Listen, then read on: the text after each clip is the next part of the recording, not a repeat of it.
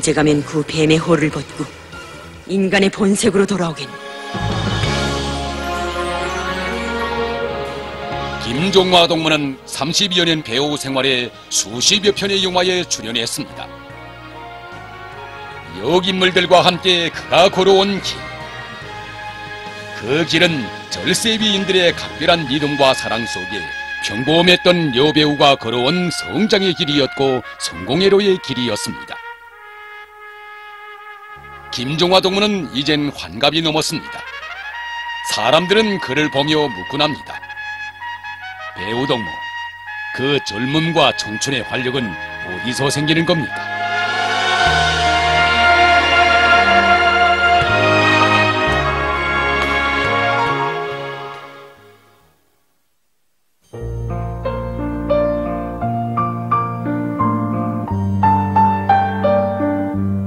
인민배우 김종화 동무는 30여 년 만에 모교인 평양연극영화대학으로 왔습니다.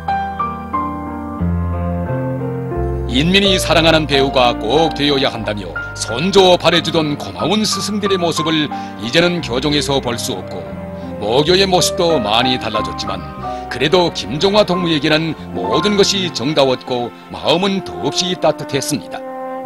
제가 대학에 처음 들어설 때도 바로 이 기단이 이렇게 나지막했습니다. 그런데 그때는 왜 이 기단 오르기가 그렇게도 힘들었댔는지.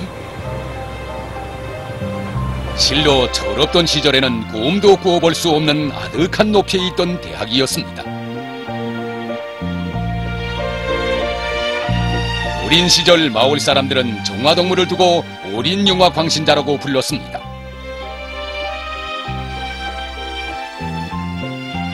(1960년대) 당시까지만 해도 그가 살던 농촌 마을에는 텔레비전이 없었습니다. 이동영사대가 왔다는 소식만 들려오면 그는 시별이도 넘는 길을 단숨에 달려가 영화를 보고는 깊은 밤에 무서운 고갯길을 넘어 혼자서 용감하게 돌아오곤 했습니다. 주변 사람들은 조용하고 부끄럼 잘 타는 종화 동무가 영화 배우가 될 꿈을 꾸고 있는 줄 전혀 알 수 없었습니다. 영화 배우가 되고 싶은 욕망은 나날이 자라고 자라 그는 중학교를 졸업하고 다니던 당시의 함흥화학공업대학까지 중퇴하고 집으로 돌아왔습니다. 아버지는 호황한 꿈을 꾸고 있다면서 딸을 집에서 내쫓기까지 했습니다.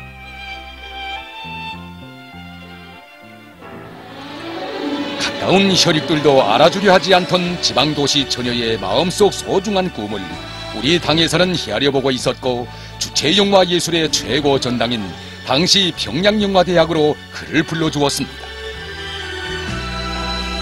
꿈과 희망으로 부풀던 그의 가슴 속에 위대한 장군님의 배우 연기 일원이 차곡차곡 쌓여져 갔습니다. 축복받은 인생의 첫 페이지를 이렇게 펼치며 종화 동무는 한 걸음 한 걸음 대학의 계단을 올라갔습니다. 하지만 그때 그는 자기가 이제 오르고 오를 영광과 행복의 절정이 얼마나 높은 곳에 있는지 상상조차 할 수 없었습니다. 그가 처음으로 출연한 영화가 다부자 예술영화 이름 없는 유흥들이었습니다. 단편영화도 아니고 장편영화에, 그것도 다부자 예술영화의 주인공으로 대학을 갓 졸업한 종화 동무가 출연한다고 할 때 사람들의 놀라움은 정말 대단했습니다. 그때 영화에서 김종화 동무의 상대 역들 대부분이 많은 영화들에서 이름을 날리던 명배우들이었습니다. 김종화 동무는 너무 주눅이 들어서 그들을 마주 쳐다보기조차 힘들어했습니다. 김종화 동무는 어떻게 했으면 좋을지 몰라 자주 당황해했고 그의 연기는 점점 뒤죽박죽되어 갔습니다.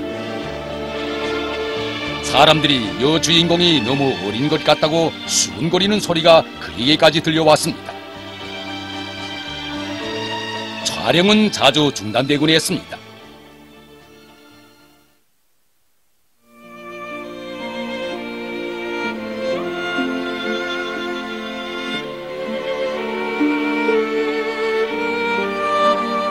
텅 빈 촬영장에 혼자 앉아있노라니까 정말 막 울고 싶은 심정이었습니다.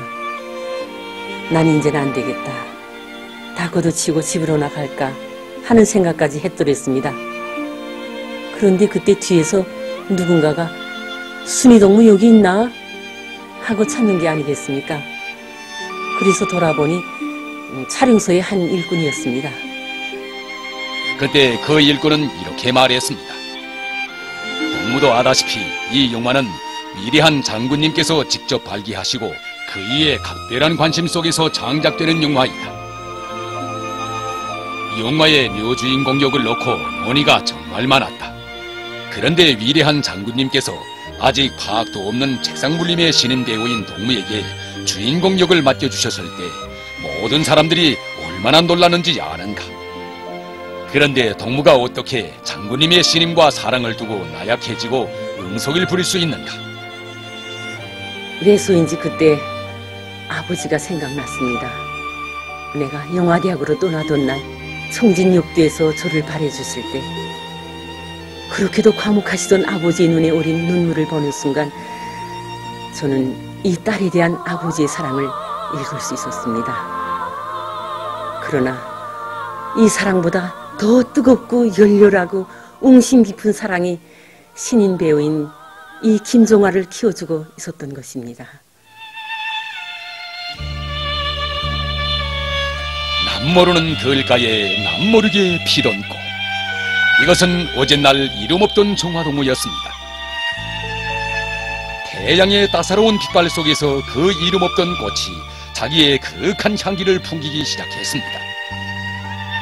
위대한 장군님께서는 영화와 함께 김종화 동무의 성장을 주의 깊이 보살피고 계셨습니다. 장군님께서는 김종화 동무를 몸 가까이 부르시어 연기 형상의 방도를 하나하나 알기 쉽게 가르쳐 주시면서 그가 시정일관 견인력 있게 역 형상을 끌고 나가도록 손잡아 이끌어 주시었습니다. 1, 2부에서는 좀 어색한 감도 있지만 3, 4, 5부에서는 연기를 잘한다고 그의 성장을 놓고 누구보다 기뻐도 하셨고 신인 배우인 그를 공훈 배우로까지 내세워 주셨습니다.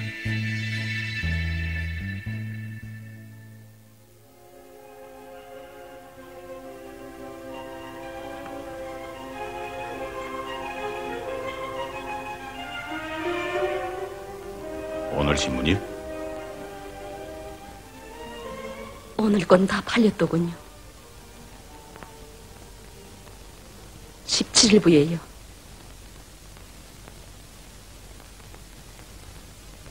그 신문은 15일 거요.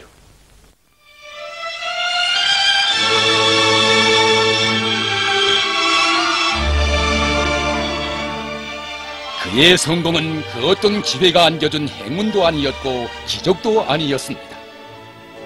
위대한 장군님께서 안겨주신 사랑이 그의 날개였고 그의 믿음이 무한한 창조의 하늘이었습니다.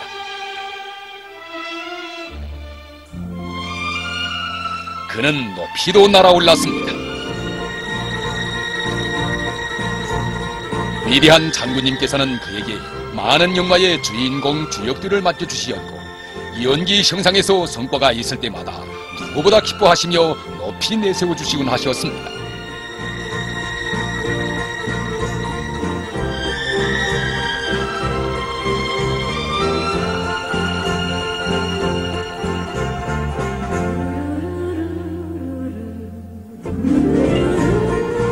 사람은 하나의 얼굴을 가지고 있습니다. 하지만 배우는 수십 개의 얼굴을 가지고 있어야 하는 겁니다. 그것은 위대한 장군님께서 가르쳐주신 바와 같이 배우의 얼굴이 창조하는 얼굴이기 때문입니다. 김종화 동무가 출연한 영화를 보면 그런 창조하는 얼굴을 가지기 위한 모델임을 엿볼 수 있습니다. 정화동무는 정말 무더리도 나를 따라다녔습니다. 지어 수술장까지 찾아와서는 그 긴장한 분위기에 자기도 얼굴이 창백해지고 막 멕시코 옷을 겨우 참고 나서는 자기 할 말 다 합니다. 내가 수술이 끝난 다음에 물었습니다. 정화동무, 언제까지 이렇게 날 따라다니겠는가? 물었더니 이 김정화가 정광동지가 다 될 때까지 따라다니겠습니다 라고 하는 것이 아니겠습니까? 불덩어리. 당신은 바닷물이 넓고 깊고 암만 헤엄을 치고 물장구를 쳐도 언제나 부드럽게 감싸주고 받들어주는 바닷물. 우리가 자랑도 땅에서 처음 만났던 이 여성을 가리켜 그곳 사람들은 달리는 살 수 없는 여자 또는 효녀라고들 한다. 예술영화 효녀의 원형인 전천군 상업관리소 소장 정춘실 영웅은 김종화 배우와는 너무나도 거리가 멀었습니다. 김종화 동무는 자기가 역형상으로 관객들을 납득시킬 수 있겠는지 고심이 참으로 컸습니다. 종화 동무는 정말 안타까워했습니다. 그때 우리 제작단이 그곳 사람들하고 그 점심 식사를 같이 했습니다. 식사를 하는데 누군가가 하는 말이 종화 배우한테서야 우리 서장 동지한테서처럼 흙냄새가 나나 뭐 이렇게 말을 했습니다. 사실 그 조용히 한 말인데 종화 동무가 들었단 말입니다. 눈물이 글썽해서 종화 동무가 밖으로 나갔습니다. 빈 방에 앉아서 종화 동무에게 고민하고 있는데 누군가가 문을 열었습니다. 들어온 사람은 그것 상업관리소의 당비서였습니다. 그는 정화 동무에게 우리 소장 동지의 외적인 측면만 보려고 하지 말라. 우리 소장 동지처럼 눈물이 많고 예쁜 여성을 난 여저 보지 못했다고 하면서 자기가 체험한 사실들을 조용히 이야기해 주었습니다. 김종화 동무는 배우는 인물의 내면 세계에 깊이 파고들어가야 한다고 하시던 장군님의 가르치심이 연기 실천의 기본 열쇠였음을 다시금 사무치게 느끼며 그때부터 걸싸게 이를 내밀고 드세 차면서도 속에는 뜨거운 눈물을 간직한 영웅의 내면 세계를 체험하기 위해 노력했고 그렇게 영웅의 형상도 할 수 있었습니다. 위대한 장군님께서는 배우는 100번째 인물도 100번째 개성으로 형상해낼 줄 알아야 한다고 가르쳐 주시었습니다. 매번 배역을 맡을 때마다 위대한 장군님의 이 가르치심은 저의 창조의 출발점이었고 도달해야 될 목표였습니다. 주체적 영화 예술의 분수령을 이루는 민족과 운명의 창조의 나날, 김종화 동무는 자기 배우 생활에서 전성기를 맞이하고 있었습니다. 위대한 장군님께서는 김종화 동무에게 민족과 운명의 주역을 맡겨주시고 연기에서 성과를 거두도록 세심한 지도를 주시었습니다. 배우로서 성공의 계단들을 한 계단 한 계단 오를 때마다 정화 동무는 가장 가까이에서 지칠세라 힘이 되어주고 헛디딜세라 밝은 빛이 되어주는 장군님의 손길을 느끼곤 했습니다.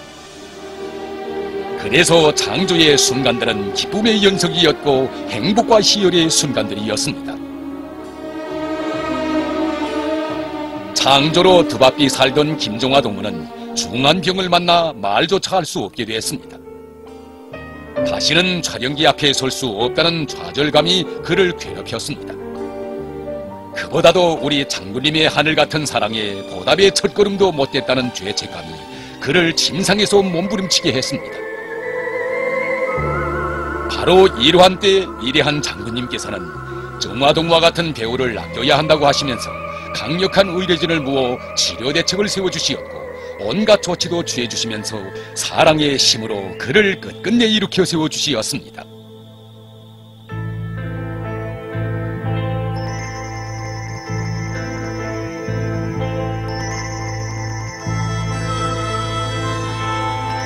봄놀 피는 저 하늘가에 기룩기룩이 술지어 나네.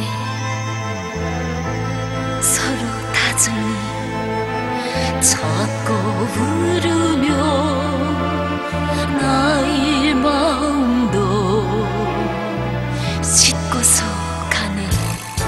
영화 필름들에 찍혀진 것, 그것은 단순한 배우의 연기가 아니었습니다. 우리 장군님께로 달려가는 간절한 그리움이었습니다. 훌륭한 연기 성과로 고마우신 장군님께 기쁨을 드리고 그의 곁에 가고 싶어한 그의 모대김이었고 불타는 지향이었습니다. 기르륵 가네.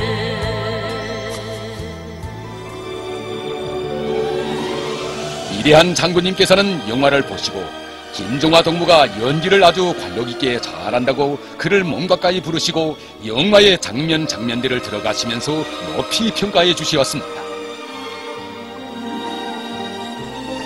용자, 너희들의 신파국에 심장이 떨릴 예가 아니야. 제발 조선 민족사에 반역녀로 남지 않게 인생을 가다듬어 비켜. 사람들은 김종화 동무의 영화를 보면서 모두의 사랑 속에 영원히 쓰러지지 않고 빛을 뿌리는 김종화 동무의 축복받은 삶에 아낌없는 박수를 보내주었습니다.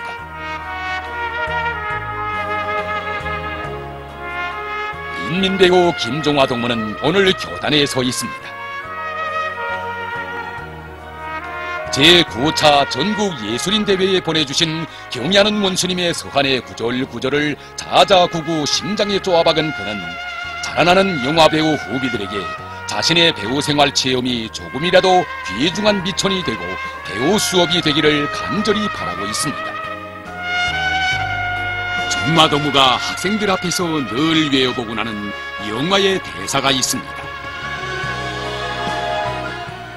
지내놓고 보니 제 한생을 지켜온 품은 오직 당의 품이었습니다. 저희 모든 것을 책임져주는 품. 소의 모든 것을 책임져주는 품.